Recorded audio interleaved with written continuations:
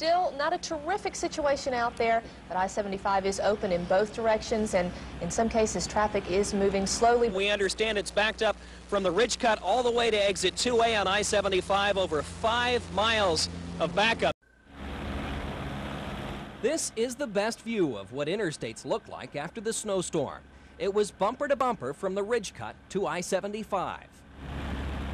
Despite the delays, many motorists say with so many accidents on the roadway, the smart thing to do was to wait for better conditions. Till it's right, they know he's turning people loose.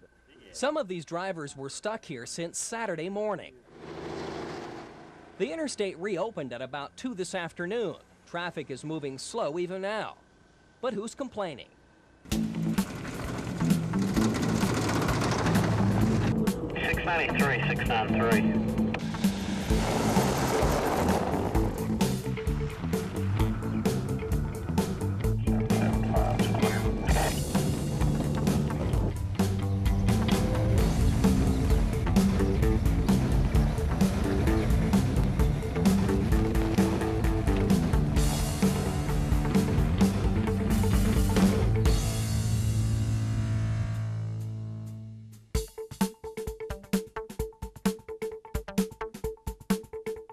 The messy, tedious task of cleaning up after the worst snowfall Cleveland has ever experienced has begun.